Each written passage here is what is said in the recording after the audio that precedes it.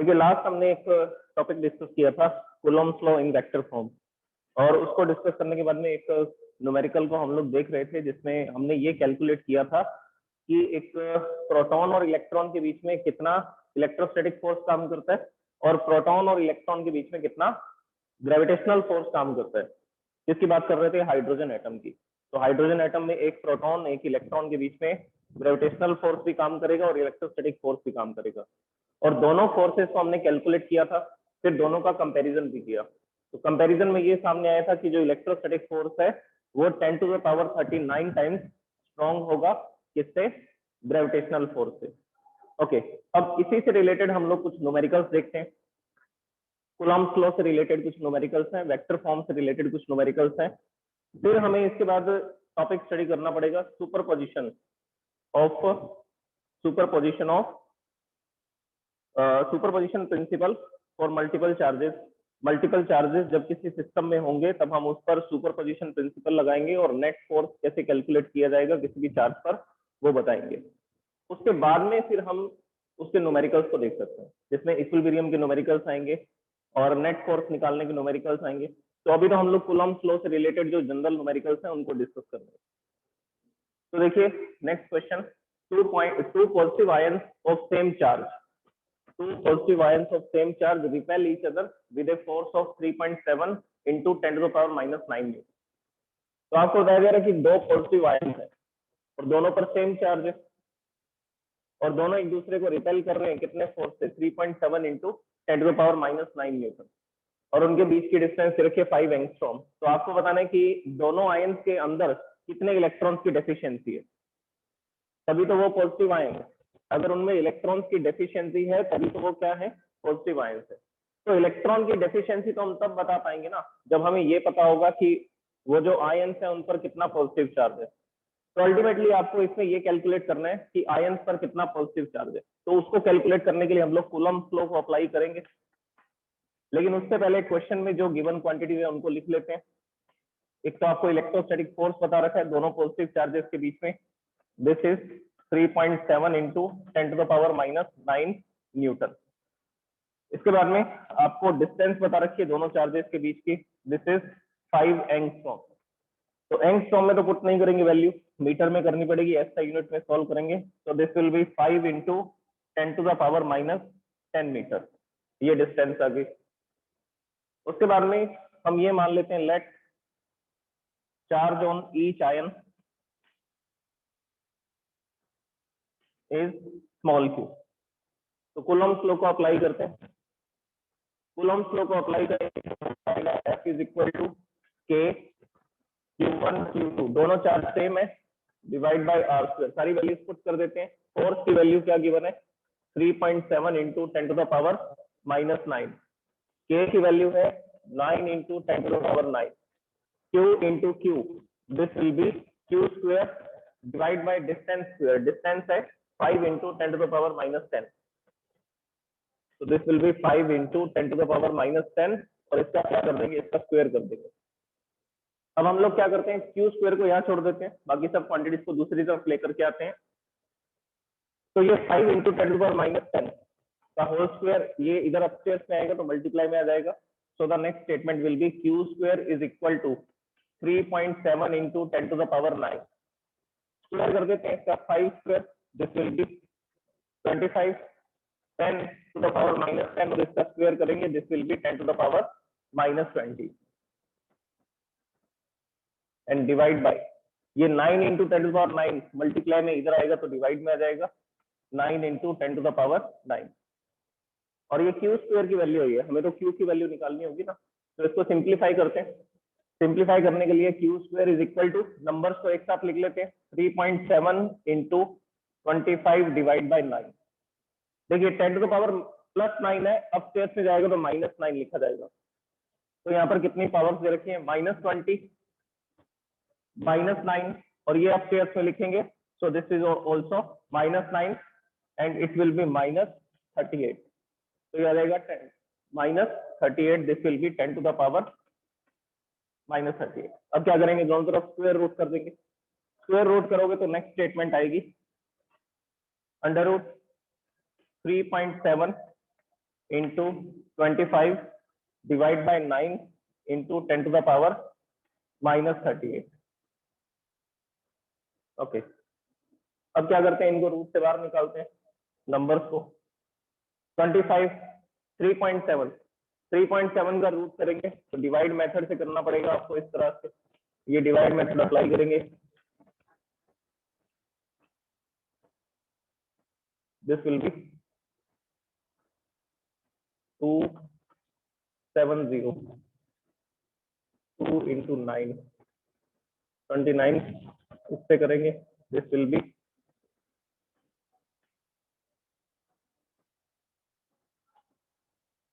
261 and 29 plus 9 38, इसको minus करेंगे, ये 9 आ जाएगा, फिर पॉइंट है यहाँ पर 2 जीरो आएंगी। इसके बाद में 38 और 2 से करेंगे, फिर बस इतना डिवाइड होता है। तो हमने 3.7 को डिवाइड मेथड से क्या किया, इसका स्क्वायर रूट निकाला, दिस विल बी 1.92। ओके, 25 को रूट से बाहर लिखेंगे तो ये 5 हो जाएगा, 9 को रूट से बाहर लिखेंगे 3 हो जाएगा, 10 टू द पावर -38 को बाहर लिखेंगे अंडर रूट से, then this will be 10 to the power -19। Okay, इसके बाद में चार्ज की वैल्यू देखिए कितनी आ जाएगी। The charge will be Q is equal to 1.92 into 5. This will be 9.6.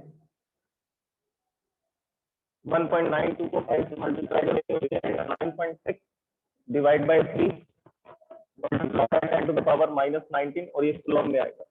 इसको सॉल्व करोगे दिस विल बी 3.2, ये 3 से डिवाइड हो जाएगा 9.6, 3.2 इंटू 10 टू द पावर -19। तो ये जो आयन है इनके पास कितना चार्ज है, 3.2 into 10 to the power -19 coulomb का।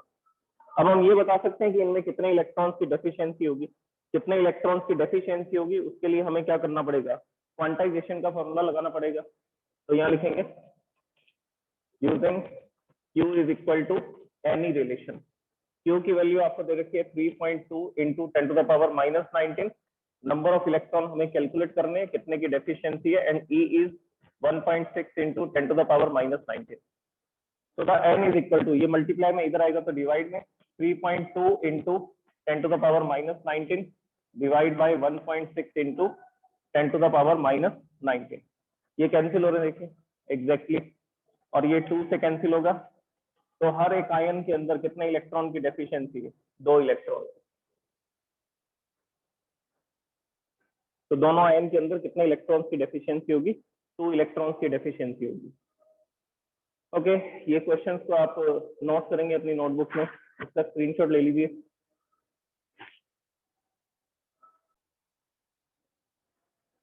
देखिए इस क्वेश्चन के अंदर आपको ये बताया गया कि 2 पॉइंट चार्जेस है और दोनों पॉइंट चार्जेस वैक्यूम में है, और जब ये वैक्यूम में है तब इनके बीच में कितना फोर्स काम कर रहा है, ये आपको बता रखा है। Force in vacuum is 18 Newton.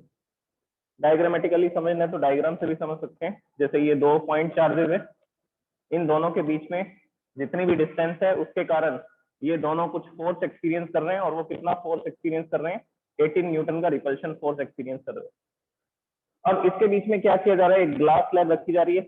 ये जो ग्लास स्लैब है इसकी थिकनेस है 1 मिलीमीटर, और इसका डाइलेक्ट्रिक कांस्टेंट दे रखा है, मतलब कि रिलेटिव परमिटिविटी इसकी दे रखी है 6। डाइलेक्ट्रिक कांस्टेंट को कैपिटल K से लिखते हैं, या आप इसको relative permittivity of the medium भी बोल सकते हैं, और ये कितना गिवन है, ये 6 गिवन है। तो आपको ये बताना है कि जब इनके बीच में ये ग्लास स्लैब रख दी जाएगी तब ये फोर्स कितना हो जाएगा। तो इसके लिए हमने क्या कर रखा है, इसके लिए हमने जनरल फॉर्मूलाज बना रखे हैं। ये रेशियो हमने स्टडी किया था कूलम्ब्स लॉ के अंदर, that force in the vacuum divide by force in the medium is equal to the relative permittivity of the medium और डाइलेक्ट्रिक कांस्टेंट। ये फॉर्मूला हमने पढ़ा था कूलम्ब्स लॉ के अंदर। अब इसमें जो जो वैल्यूज गिवन है वो इसमें पुट कर देते हैं। इसमें पुट करते ही आपको पता लग जाएगा कि जब मीडियम होगा तो कितना फोर्स काम करेगा इन चार्जेस के बीच में। So the value of force is 18. Force in the medium in the glass slab you have to calculate, and epsilon r is given 6. Relative permittivity या dielectric constant की वैल्यू आपको गिवन है 6। तो यहाँ पर क्रॉस मल्टीप्लाई करेंगे, Fm इधर आ जाएगा, force in the medium, and 6 इसके डिवाइड में आ जाएगा, सो this will B 18/6। So force in the medium will be 3। तो ये 1 मार्क क्वेश्चन है। इस तरह के क्वेश्चन सीबीएसई में आपको मिलेंगे जो 1 नंबर के क्वेश्चन होंगे, जिसमें आपको फोर्स की वैल्यू बता रखी होगी, डाइलेक्ट्रिक कांस्टेंट दे रखा होगा, तो आपसे पूछेगा कि मीडियम के अंदर कितना फोर्स काम करेगा, और इसकी यूनिट लिखेंगे हम लोग 3 न्यूटन। तो जब वैक्यूम में चार्ज रखते हैं तब 80 न्यूटन का फोर्स एक्सपीरियंस करते हैं, लेकिन उनके बीच में जब ग्लास स्लैब की शीट रख देते हैं जिसका डाइलेक्ट्रिक कांस्टेंट 6 है, तो कितना टाइम्स फोर्स डिक्रीज हो जाता है, 6 टाइम्स। तो दिस इज द सॉल्यूशन। और इसके बाद थोड़ा सा डिफरेंट क्वेश्चन करते हैं, जिसमें हमें 11th क्लास की नॉलेज भी लगानी पड़ेगी। ओके, नेक्स्ट क्वेश्चन के बारे में देखिए। 2 बॉल है, इनको सस्पेंड किया गया और इनका जो मास है वो आपको गिवन है 200 ग्राम, और दोनों को सस्पेंड किया गया इंसुलेटिंग थ्रेड से। मतलब जो थ्रेड है वो कंडक्टिंग नहीं होंगे, इंसुलेटिंग होंगे, और इसकी जो लेंथ बता रखी है वो है 40 centimetre.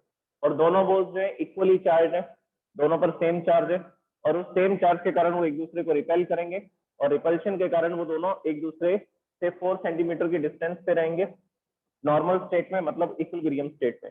Determine the charge on each ball. तो आपको क्या करना है, दोनों बॉल्स के ऊपर क्या कैलकुलेट करना है, चार्ज कैलकुलेट करना है। तो पहले इसके डायग्राम को समझिए। तो डायग्राम से फिर हम इसका फ्री बॉडी डायग्राम बनाएंगे, और फ्री बॉडी डायग्राम से फिर हम ये बताएंगे कि एक जो बॉल है उस पर कितने फोर्सेस काम कर रहे हैं।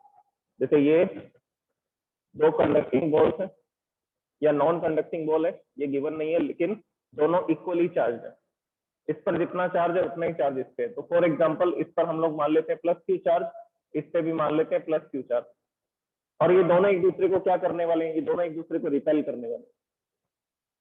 और ये इनकी कौन सी पोजीशन थी, ये इनकी इक्विलिब्रियम पोजीशन थी, जिसमें इनके बीच की जो डिस्टेंस है वो डिस्टेंस आपको बता रखी है 4 centimetre. So this distance is given 4 centimetre, इसको D लिख दिया। और ये जो थ्रेड की लेंथ है इसको हम लोग L लिख देते हैं, जो कि 40 सेंटीमीटर गिवन है। और ये जो लेंथ है L, इसमें अब देखिए कितने फोर्स काम कर रहे हैं। जैसे हम लोग इस बॉल की बात करते हैं, तो इस बॉल पर कितने फोर्सेस काम करेंगे उनको लिखते हैं, इसका चार्ज है +Q। सबसे पहली बात, यहाँ पर एक डाउनवर्ड डायरेक्शन में एक फोर्स काम करेगा, this will be the weight force, और you can say that gravitational force. ये फोर्स कितना होगा, वेट फोर्स होगा, और आप इसको ग्रेविटेशनल फोर्स भी बोल सकते हैं, और इसको हम लोग किससे लिखते हैं, mg से लिखते हैं। तो इस डायरेक्शन में T टेंशन फोर्स काम कर रहा है, और नीचे डाउनवर्ड, वर्टिकली डाउनवर्ड डायरेक्शन में काम कर रहा है इसका वेट फोर्स। तो हमें क्या करना पड़ेगा, इसके कंपोनेंट करने पड़ेंगे। और ये दोनों बॉल्स एक दूसरे को रिपेल कर रही है, तो इस डायरेक्शन में इलेक्ट्रोस्टैटिक फोर्स काम कर रहा है, और इस बॉल पर भी इस डायरेक्शन में इलेक्ट्रोस्टैटिक फोर्स काम करता है। तो किसी भी एक बॉल पर हम कैलकुलेशन कर लेते हैं। अब देखिए इस पर नेट फोर्स बताते हैं कैसे कैलकुलेट किए जाएंगे। तो 2 फोर्स काम कर रहे हैं, mg वर्टिकली डाउनवर्ड, ये इलेक्ट्रोस्टैटिक रिपल्शन फोर्स इस डायरेक्शन में। अब हम लोग क्या करते हैं, ये कितने डिग्री के एंगल पर है, दोनों एक दूसरे से थीटा डिग्री के एंगल पर है। तो अगर मैं यहाँ पर एक डॉटेड लाइन ड्रॉ करता हूँ तो इस एंगल को भी हम थीटा लिख सकते हैं, क्योंकि ये जो लाइन है और ये जो लाइन है दोनों एक दूसरे के पैरेलल है, और अगर पैरेलल है तो यहाँ पर जो एंगल होंगे वो वर्टिकल अपोजिट एंगल होंगे, तो ये एंगल भी थीटा होगा। अब ये जो टेंशन फोर्स है इसके कंपोनेंट करते हैं। इसका ये वाला जो कंपोनेंट होगा वो होगा T cos थीटा, और इस डायरेक्शन में जो कंपोनेंट आएगा this will B T sin theta. तो 2 कंपोनेंट होंगे, टेंशन फोर्स के T cos थीटा ऊपर की तरफ और T sin थीटा इस तरफ। तो अब हम लोग क्या करते हैं, यहाँ पर इस पोजीशन पे ये फ्री बॉडी डायग्राम है, और इस पर हम लोग क्या करते हैं, 2 इक्वेशंस बनाते हैं। तो T cos थीटा किसको बैलेंस कर रहे हैं, mg को, क्योंकि ये बॉल वर्टिकली डायरेक्शन में ऊपर नीचे नहीं जा रही है। तो वर्टिकल डायरेक्शन में अगर ये अपवर्ड या डाउनवर्ड नहीं जा रही है तो श्योरली ये दोनों फोर्स एक दूसरे को बैलेंस कर रहे होंगे। तो अगर ये एक दूसरे को बैलेंस कर रहे होंगे तो ये आएगा T cos theta is equal to mg। This is the first equation. Okay, दूसरा T sin थीटा किसको बैलेंस कर रहे हैं? रिपल्शन फोर्स को, इलेक्ट्रोस्टैटिक रिपल्शन फोर्स को। तो यहाँ लिखेंगे T sin theta is equal to F। और इलेक्ट्रोस्टैटिक रिपल्शन फोर्स कितना होगा, ये कैसे निकाला जाएगा? This will be K Q into q square, क्योंकि दोनों पर चार्ज सेम है। तो K Q1 Q2 upon are square, और इनके बीच की जो डिस्टेंस है उसको हम किससे लिख रहे हैं? डी स्क्वायर से। देखिए इस डायग्राम में मैंने इसको डी से लिखा है, दोनों बॉल्स के बीच की डिस्टेंस है 4 सेंटीमीटर। ओके, तो ये आ गई इक्वेशन सेकंड। तो अब हम लोग क्या करते हैं, इक्वेशन सेकंड को डिवाइड कर देते हैं इक्वेशन फर्स्ट से। तो ये टी साइन थीटा वाली जो इक्वेशन है इसको डिवाइड करना है टी कोस थीटा से। सो the next statement will B T sine theta divide bye T cos theta, क्योंकि हमें इनको कैंसिल करना पड़ेगा, यहाँ से एलिमिनेट करना है इसको, साइन थीटा कोस थीटा को, और टी से टी कैंसिल करना है, क्योंकि क्वेश्चन के अंदर टेंशन फोर्स तो गिवन ही नहीं है। अगर क्वेश्चन में टेंशन फोर्स गिवन नहीं है तो हमें इसको इस फॉर्मूला से हटाना पड़ेगा, और उसको हटाने का एक ही तरीका है कि इक्वेशन सेकंड को फर्स्ट से डिवाइड कर दीजिए। इसको डिवाइड करते ही ये टी से टी कैंसिल हो जाएगा, और ये इक्वेशन क्या थी? दिस इक्वेशन इज के Q square upon D square, और cos थीटा के इक्वल में क्या लिखा हुआ था? mg। So this will be the next statement, sin theta upon cos theta. sin theta upon cos theta, इसको हम लोग क्या लिख सकते हैं? इसको हम लोग लिख सकते हैं tan थीटा। तो tan theta is equal to, इसको सिंप्लीफाई कर लेते हैं, ये डी स्क्वायर भी इधर डिवाइड में आ जाएगा, और इक्वेशन बन जाएगी के Q square divide by M G D square. This will be the equation. अब हम लोग क्या करते हैं, यहाँ से tan थीटा को भी एलिमिनेट करते हैं। tan थीटा को एलिमिनेट करने के लिए हम इस डायग्राम की हेल्प लेते हैं, इस ट्राइंगल की हेल्प लेते हैं। ये जो ट्राइंगल आपको दिख रहा है जिसको मैंने डार्क किया, इसमें थीटा के सामने वाला ये परपेंडिकुलर है, और ये बेस ले लो या ये बेस ले लो, एक ही बात है, क्योंकि जब बॉल यहाँ पर होगी तब भी उस थ्रेड की लेंथ एल ही रहेगी, और जब यहाँ पर होगी तब भी उस थ्रेड की लेंथ एल ही रहेगी। तो ये दोनों लेंथ ही एल है, और ये थीटा के सामने वाला ये परपेंडिकुलर है। तो हम लोग फॉर्मूला लगाएंगे, tan theta is equal to perpendicular upon base. Perpendicular is, ये डिस्टेंस कितनी है? ये डिस्टेंस है d/2। ये पूरे डिस्टेंस को d लिखा हुआ है हमने, यहां से यहां तक की जो डिस्टेंस है उसको हम लोग d लिख रहे हैं, तो इस डिस्टेंस को लिखेंगे d/2। और बेस क्या है? बेस है l। तो tan थीटा की वैल्यू निकाल लेते हैं, d/2 d/2l। d की वैल्यू क्या है? दोनों बॉल्स के बीच में डिस्टेंस है 4, 2 इंटू एल, थ्रेड की जो लेंथ है, ये जो थ्रेड लगा रखा है हमने, ये गिवन है L is equal to 40 centimetre, और दोनों के बीच की जो डिस्टेंस है वो कितनी गिवन है? 4 सेंटीमीटर। तो L की वैल्यू यहाँ पे 40 लिख देंगे, तो इसमें हमने इसको 40 लिख दिया। अब ये कैंसिल हो जाएगा, 4 ये 10 आएगा, this will be tan theta is equal to 1/20। तो ये हमने tan थीटा की वैल्यू निकाल के रखी। अब हम लोग क्या करते हैं, यहाँ इस इक्वेशन से Q का फॉर्मूला निकालते हैं। चार्ज कैलकुलेट करना है ना, क्वेश्चन में ये पूछा गया है determine the charge on the each ball, दोनों बॉल्स के ऊपर कितना चार्ज है ये बताना है। तो हम लोग Q का फॉर्मूला बनाते हैं, चार्ज का फॉर्मूला बनाते हैं। तो इस इक्वेशन से अब मैं चार्ज का फॉर्मूला बना रहा हूँ। तो the charge Q is equal to, ये mg d² इस तरफ आ जाएगा, और K आ जाएगा डिवाइड में, और Q स्क्वायर था, स्क्वायर को हटाएंगे तो यहाँ आ जाएगा under root. So the equation will be mg d² tan theta divide by K Coulomb's constant. तो Q इज इक्वल टू, इन सब की वैल्यूज पुट कर देते हैं, इन सब की वैल्यूज पुट करोगे, mass of the ball is given 200 ग्राम। तो इसको ग्राम में नहीं लिखेंगे हम लोग, इसको हम लोग किलोग्राम में लिखेंगे। तो 200 को 1000 से डिवाइड कर देंगे, तब हम इसको किस में लिख सकते हैं? तब हम इसको किलोग्राम में लिख सकते हैं। So the mass will be 0.2 kilogram. तो m की जगह पर लिखेंगे 0.2, g की वैल्यू लिखेंगे 10, d², d की वैल्यू क्या है? d की वैल्यू है 4 सेंटीमीटर। तो इसको सेंटीमीटर में नहीं लिख सकते, इसको सेंटीमीटर में नहीं लिख सकते, इसको मीटर में लिखना पड़ेगा। So this will be 4 into 10⁻⁻2 metre. तो इस सेंटीमीटर को हमने मीटर में कन्वर्ट कर दिया। तो डी स्क्वायर की वैल्यू लिखेंगे 4 इंटू 10⁻⁻2 और इसका स्क्वायर, और टेन थीटा की वैल्यू क्या है? टेन थीटा की वैल्यू है 1/20। देखिए यहाँ पर हमने कैलकुलेट करके रखी हुई है, तो डायरेक्टली इस जगह पर पुट कर देंगे टेन थीटा की वैल्यू 1/20, और के की वैल्यू है 9 इंटू 10⁻9। बस अब इसको सिंप्लीफाई करना है। सिंप्लीफाई करने के लिए देखिए क्या करेंगे, ये 0 से 0 कैंसिल कर देते हैं, ये 0.2 को 2 से कैंसिल करना है। तो इसके लिए हम लोग क्या करेंगे, यहाँ पर इस पॉइंट को हटाते हैं, या डायरेक्टली कैंसिल कर सकते हैं। Q इज इक्वल टू,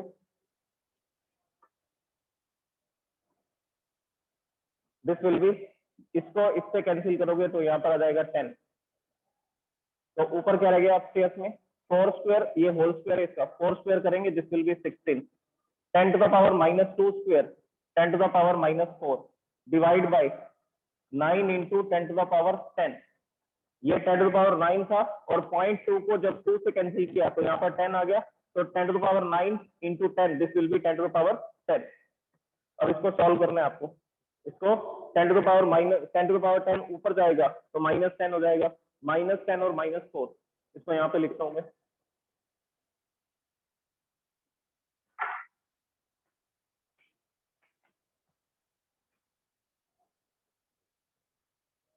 तो चार्ज की वैल्यू हम लोग निकालेंगे,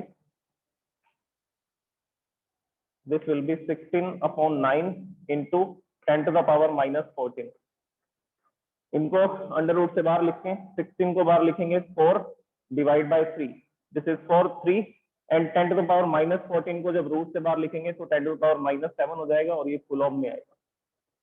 तो इतना चार्ज होगा दोनों बॉल्स के ऊपर, 4/3 10⁻³ Coulomb, 4/3 into 10⁻7 Coulomb, not -3 -7 Coulomb.